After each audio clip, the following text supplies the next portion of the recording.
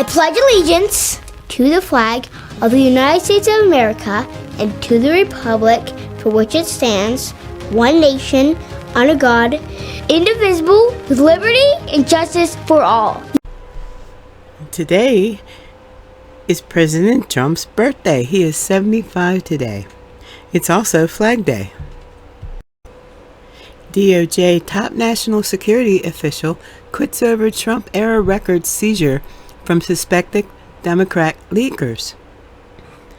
The Justice Department top national security official, John Demers, is resigning from his position following revelations that the department, under Trump, seized records from Democrats and members of the media suspected of engaging in numerous leaks.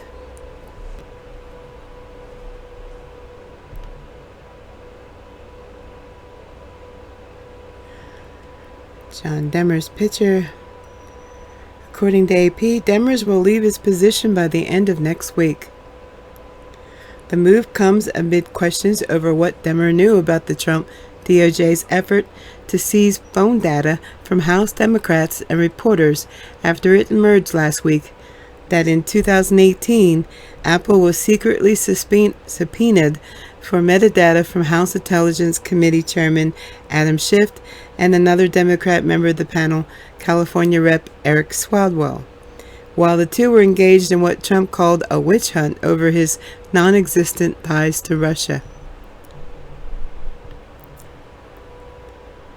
The announcement comes a day after Senate Majority Leader Chuck Schumer said that Demers should appear before Congress voluntarily or face a subpoena to answer questions about the subpoenas, in addition to former Attorney General Bill Barr and Jeff Sessions. Demers will be replaced by Mark Lesko, the acting U.S. Attorney in the Eastern District of New York, the official said. Demers has been in charge of the department's National Security Division since February 2018.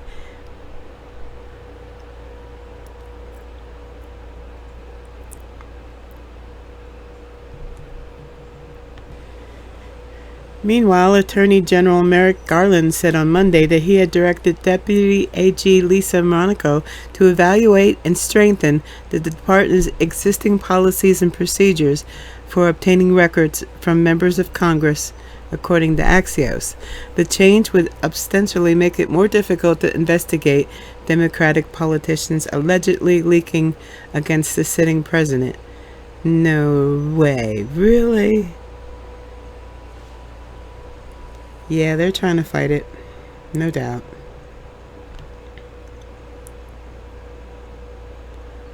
So,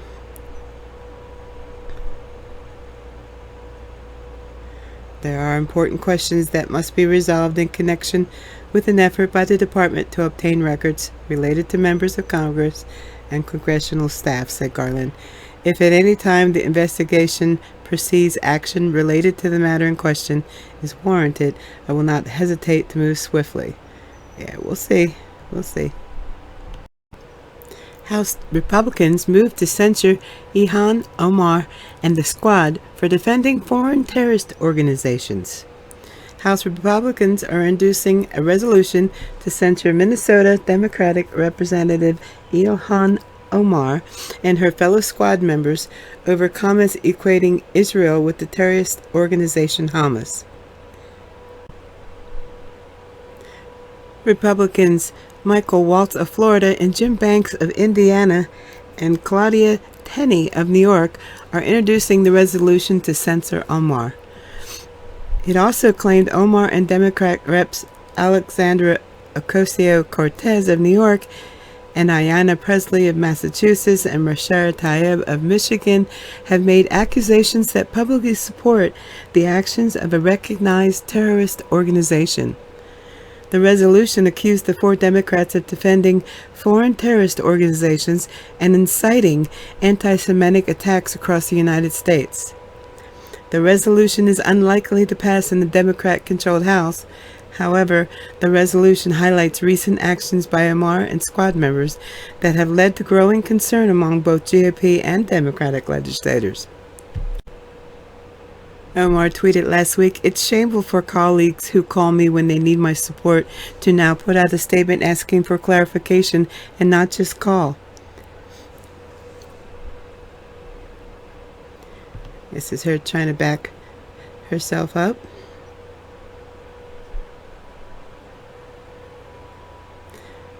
Representative Brad Snyder. We urge Representative Omar to clarify her words, placing the U.S. and Israel in the same category as Hamas and the Taliban. And she found that offensive. Oh my. Of course she did.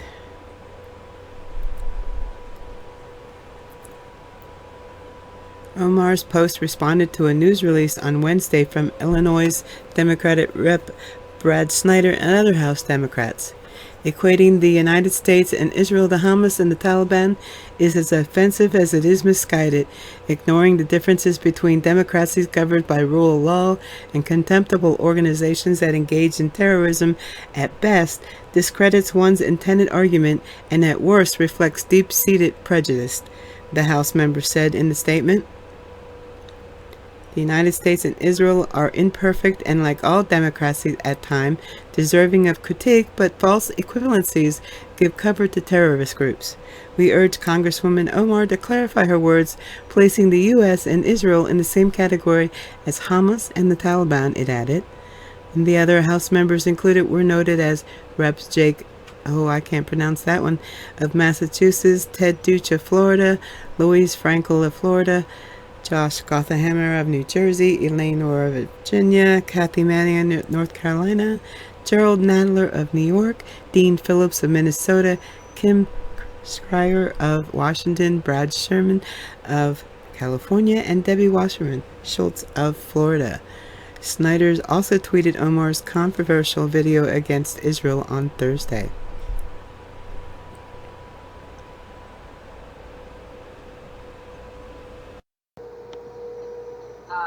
Palestine and in Afghanistan, I haven't seen any evidence in either cases that domestic courts both can and will prosecute alleged war crimes and crimes against humanity.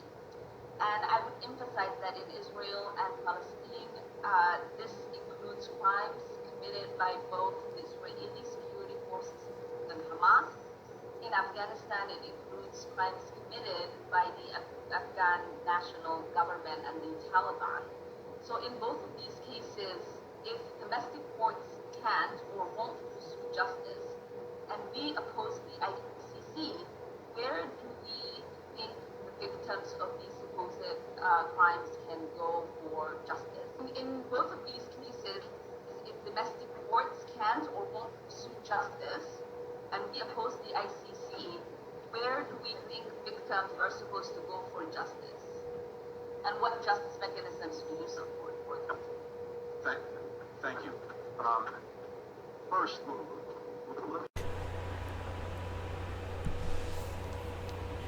in May, former New York State Assemblyman Don Hifkin criticized Omar over the blatantly anti-Semitic comments that have peppered the entirety of her tenure in the U.S. Congress. In response to Omar's characterization of Israel missile strikes in Gaza as an act of terrorism, amid heavy rocket fire from the Palestinians into Israel, the fiery pro-Israel Hifkin issued a scathing reply. Israel airstrikes killing civilians in Gaza is an act of terrorism, the squad member and House Progressive Caucus whip had tweeted. Palestinians deserve protection, she continued. Unlike Israel, missile defense programs such as Iron Dome don't exist to protect Palestinians.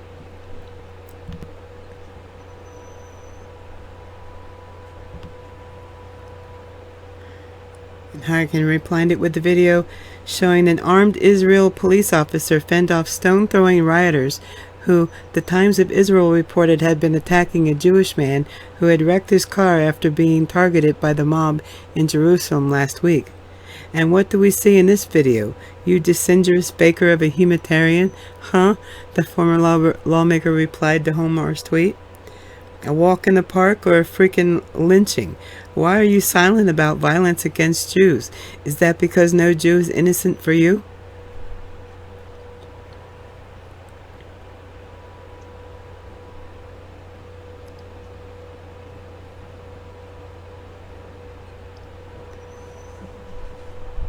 Many Hamas attacks targeted civilians, as the Israeli Defense Forces made clear in multiple responses.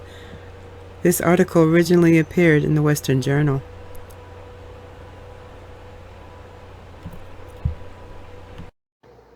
And this post by Dan Scavino. What do you say to Vladimir Putin? To answer the first question, I'm laughing too. They actually, well, look, I mean, he has made clear that,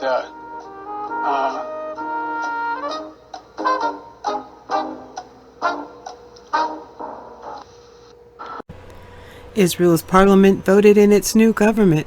Conservative politician Naftali Bennett becomes the new prime minister, according to the Times of Israel.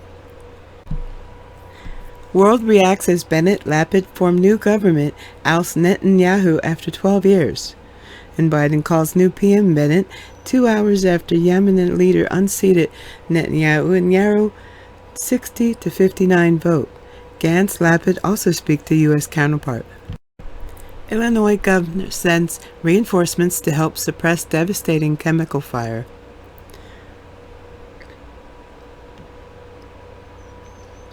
He activated the State Emergency Operations Center to mobilize emergency response to monitor and suppress a large chemical fire in Winnebago County. The Environmental Protection Agency and Emergency Management have already dispatched crews to the area to assist.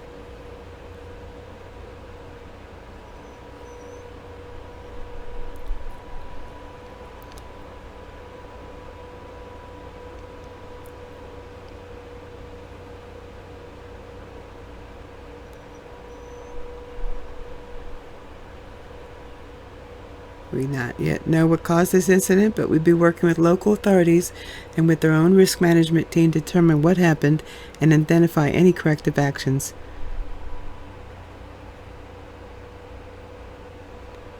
Right. We have video up next.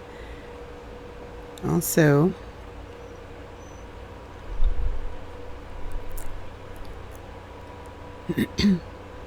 and meanwhile in Russia, 21 people were reportedly injured when a Novosibirsk gas station exploded.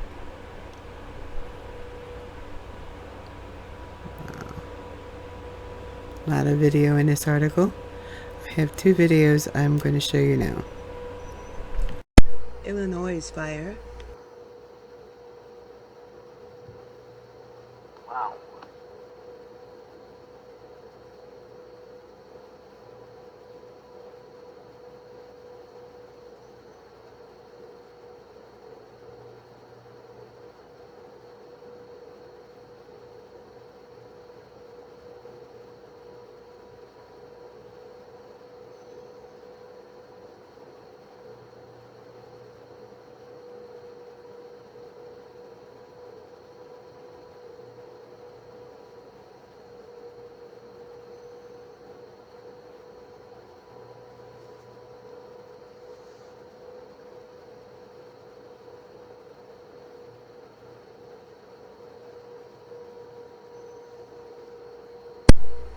In a fire in Russia.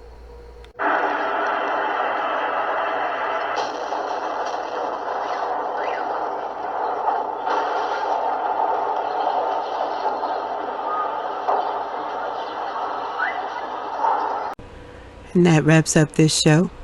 Go with kindness and love.